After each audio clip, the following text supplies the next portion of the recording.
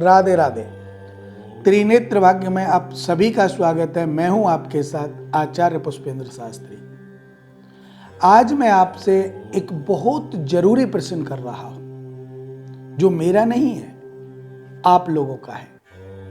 आप अपने बच्चों के विवाह के समय जब कुंडली मिलाते हैं तो उस कुंडली मिलान में आपको क्या क्या देखना चाहिए, क्या क्या मिलाना चाहिए, उस कुंडली मिलान में कौन से स्वयोग हैं और कौन से कुयोग हैं, किन में आपको विवाह करना चाहिए, किन में आपको विवाह नहीं करना चाहिए।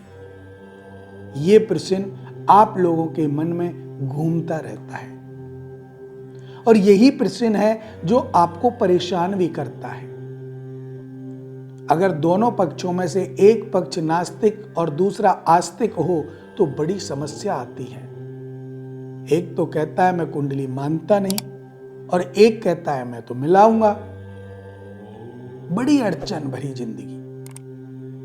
तो आज मैं आपको इस वीडियो के माध्यम से बताऊंगा कि अगर आप किसी ब्राह्मण के पास जा रहे हैं कुंडली मिलान के लिए तो वो कुंडली आपको कैसे मिलानी है और किस किस चीज को मिलाना है।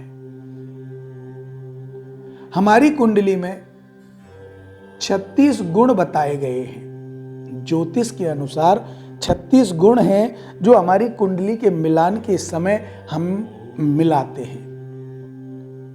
और ज्योतिष कहता है अगर आप विवाह करने के लिए सक्षम हैं और विवाह कर रहे हैं तो कम से कम 18 गुण मिलने चाहिए।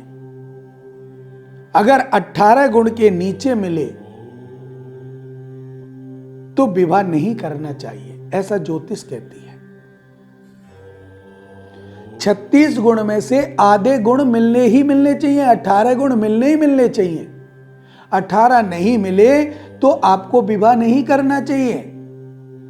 और अगर आप ऐसी अवस्था में विवाह करते हैं तो गृह कलेश बढ़ेगा, पति पत्नी में अनबन रहेगी, तलाक हो सकता है, एक दूसरे से दूरी बन सकती है, कैरेक्टर लेस हो सकते हैं, अर्थात पत्नी किसी और के साथ अफेयर में हो सकती है, पति किसी और के साथ अफेयर में हो सकता है। अगर 18 से कम गुण मिल रहे हैं तो, और अगर 18 से ऊपर मिल रहे हैं या 18 मिल रहे हैं तो उसमें भी संशय है। अब उसमें हमें देखना क्या है, नाड़ी दोष तो नहीं है। सबसे पहले हमको देखना है वर्ण। वर्ण कौन सा है। अगर वर्ण वर का वर्ण, लड़के का जो वर्ण है वो वैश्य है और लड़की का वैश्य है, या सेम वर्ण है, वैश्य, ब्राह्मण, क्षत्रिय, शूद्र, ये 4 वर्ण हैं। इन 4 वर्णों में अगर सेम वर्ण दोनों का आता है तो अति उत्तम है, बहुत उत्तम। ऐसा विवाह आप करेंगे तो कभी भी उनके जीवन में एक दूसरे को समझने में दिक्कत नहीं आएगी। वर्ण को देखकर वो कौन से वर्ण से है। अगर देख लीजिए, अब वो अगर वर्ण देख लिया कि एक ब्राह्मण है और दूसरा शूद्र है, मतलब लड़का ब्राह्मण है लड़की शूद्र है, या लड़की ब्राह्मण है लड़का शूद्र है। जो कुंडली के वर्ण की बात कर रहा हूं मैं, जाति की बात नहीं कर रहा हूं। ध्यान रखना, कोई जाति पर इस चीज को बिल्कुल ना लेके जाए। मैं जाति की बात बिल्कुल नहीं कर रहा हूं। मैं कर रहा हूं कुंडली में जो 4 वर्ण होते हैं, ब्राह्मण, वैश्य, शूद्र और क्षत्रिय, ये जो 4 वर्ण हैं इनकी मैं बात कर रहा हूं। अगर ब्राह्मण के साथ शूद्र का विवाह हो जाता है तो उनको समझने में, एक दूसरे को समझने में बहुत टाइम लगेगा।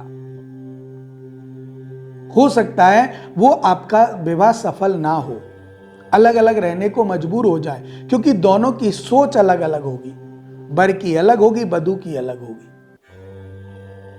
अगर क्षत्रिय के साथ शूद्र का विवाह बनता है तो भी यही समस्या आएगी। वैश्य वर्ण और ब्राह्मण वर्ण का विवाह बनता है तो उत्तम है, कोई परेशानी नहीं आएगी। क्षत्रिय का विवाह अगर वैश्य से होता है, ब्राह्मण से होता है तो उत्तम है, शूद्र से होता है तो भी सिस्टम काम चल जाएगा, कोई परेशानी नहीं होगी। लेकिन सोच में अंतराल आएगा। सोच का अंतर रहेगा, क्योंकि क्षत्रिय अपने हिसाब से सोचेगा, शूद्र अपने हिसाब से सोचेगा। जो वर्ण है हमारी कुंडली में, वो वर्ण आपको देखने हैं सबसे पहले। दूसरे पर देखने गण, मानव, राक्षस, कौन सा गण है। मानव से मानव का कोई दिक्कत नहीं है, अच्छा है। मानव से देव का अच्छा है। मानव से राक्षस का मध्यम है। अगर देव और राक्षस का विवाह होता है, एक गण देव है और एक राक्षस है, तो ऐसे विवाह भी संपन्न नहीं होते, उनमें भी कोई ना कोई परेशानी आती है, क्योंकि देव और राक्षस तो आपस में शत्रु हैं, और आपके जब गण ऐसे होंगे तो शत्रुवत व्यवहार करेंगे। तीसरी बात आती है ग्रह मैत्री। आपके ग्रहों की मित्रता उनके ग्रहों के मित्रों के साथ कैसी बनती है, अर्थात आपके सप्तम भाव का स्वामी और उनके सप्तम भाव का स्वामी किस अवस्था में है, वो दोनों मित्र बनते हैं या शत्रु बनते हैं। आपके चतुर्थ भाव का लगन का स्वामी, उनके चतुर्थ भाव लगन का स्वामी किस अवस्था में, वो मित्र हैं, सम हैं, सेम हैं, या अलग हैं, या शत्रु हैं। क्या परेशानी है। तो तीसरी चीज आ गई ग्रह मैत्री, इसको आपको मिलाना है। अच्छे जो ब्राह्मण हैं वो आपको विवाह जब करते हैं, आप जब कुंडली मिलान कराते हैं, तो उसमें कई चीजें आपको देख करके बताती हैं। चौथी चीज आएगी भ्रकुटी दोष। भ्रकुटी देखनी है। अगर भ्रकुटी आपकी बन रही है, भ्रकुटी दोष कुंडली में बन रहा है, तो भी आपको विवाह नहीं करना चाहिए। और पांचवी चीज है नाड़ी दोष। नाड़ी दोष अगर कुंडली में बन रहा है तो भी आपको विवाह नहीं करना चाहिए। लेकिन यहां ज्योतिष कहती है कि नाड़ी दोष सिर्फ ब्राह्मण वर्ण के लिए वर्जित है। ध्यान रखना, जाति के लिए नहीं। अगर आप कहें कि ब्राह्मण जाति के लिए नाड़ी दोष वर्जित है तो यह गलत है। ब्राह्मण जाति की बात नहीं है, यहां पर मैं ब्राह्मण वर्ण की बात कर रहा हूं कि ब्राह्मण वर्ण के लिए नाड़ी दोष वर्जित है।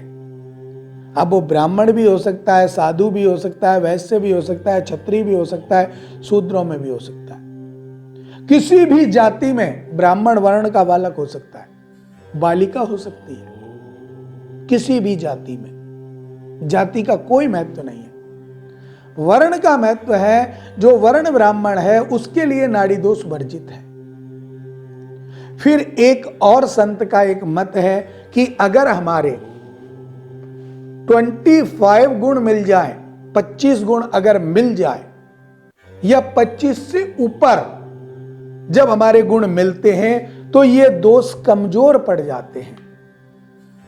विवाह के लिए बताए गए 18 तक आप विवाह कर सकते हैं। अगर ये दोष ना हो तो, अगर ये दोष है तो विवाह नहीं करना चाहिए। और इससे ऊपर अगर आप जा रहे हैं तो आपको सबसे पहले 25 से ऊपर अगर गुण मिले हैं आपके, तो आपको इन चीजों को देखने में थोड़ा सरलता बरत सकते हैं और आप विवाह कर सकते हैं।